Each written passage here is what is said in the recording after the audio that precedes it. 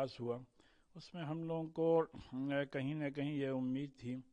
کہ J D you اور T D P اس بل کا ہو سکتا ہے کہ ورودھ کرے، کیونکہ ان دونوں پارٹیز کو ان کے اسٹیٹس میں مسلمانوں نے بڑے پیمانے پر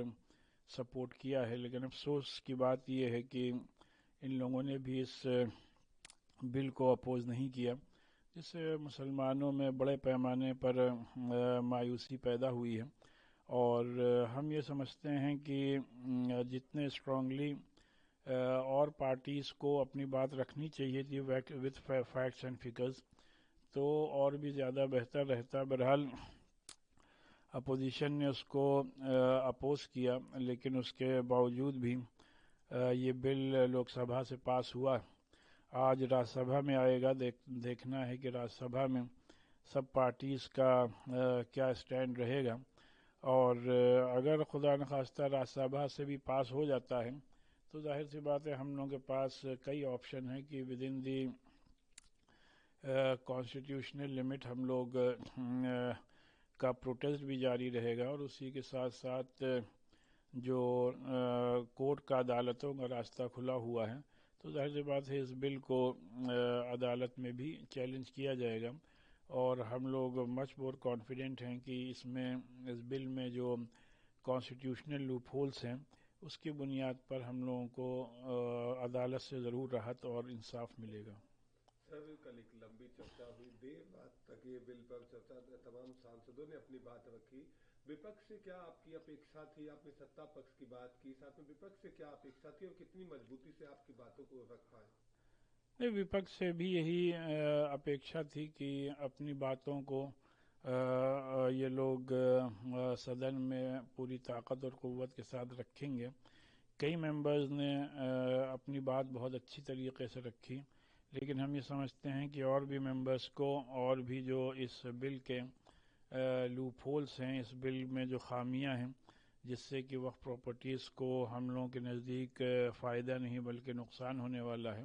ان باتوں پر ڈیٹیل میں اور بحث ہونی چاہیے تھی۔ سر اب آپ نے بتایا کہ کورٹ کا راستہ آج راجیہ سبھا میں ٹیبل کیا جائے گا، اس کے ٹھیک بعد مہامہم راشٹرپتی کے ہستاکشر کے لیے جائے گا، اس کے ٹھیک بعد آپ کا آگے کا رخ کیا ہوگا؟ اگر آج یہ راجیہ سبھا سے پاس ہو جاتا ہے اور اس کو ایک ایکٹ کی شکل دے دی جاتی ہے تو یقینی طور پر ہم لوگوں کے پاس عدالت کا راستہ کھلا ہوا ہے۔ ہم لوگوں کے جو لیگل کمیٹی ہے، جو لیگل ایکسپرٹس ہیں، ان کا یہ ماننا ہے کہ اس میں کئی ایسے پروویژنس ہیں جو اپنے ملک کے کانسٹیٹیوشن کے آرٹیکل 25، 26، 29 اور 30 کی کہیں نہ کہیں خلاف ورزی کرتے ہیں، تو اس کی بنیاد پر ہم لوگوں کو امید ہے کہ ہم لوگوں کو عدالتوں سے انصاف ملے گا، اور ہم سب کی یہی کوشش ہونی چاہیے کہ کس طریقے سے وقف پراپرٹیز کے انٹرسٹ میں کام کیا جائے، اور وہ تبھی ہو سکتا ہے جبکہ جو بھی امینڈمنٹس وقف کے خلاف ہوں ان کو منظور نہ کیا جائے۔ Since the Lok Sabha has yesterday passed the Waqf Amendment Bill, we were expecting that JDU and TDP will oppose this bill, as both of these parties are supported by the Muslim community in their respective states, but they have not, but they have supported this bill, and now it's up to the Muslim community to decide what they will do in their states. And as far as opposition is concerned, many of the opposition MPs have put forward their objection to this bill in a very proper manner, in a very legitimate manner, in a very straightforward manner. But we were expecting that other opposition leaders will put forward their stand in much more logical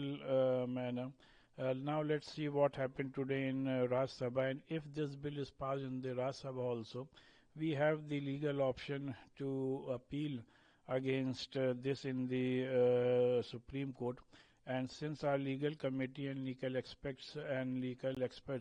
say that there are many new loopholes in this provision, They are against the Article 25, 26, 29 and 30 of our Constitution. So on these grounds, we are much more confident that we will get relief and justice from the Honorable Supreme Court. So what's your expectation from opposition party? I think and I expect that today in Rajya Sabha, the opposition leaders must put forward their points in a more legitimate and logical manner as to why we are opposing these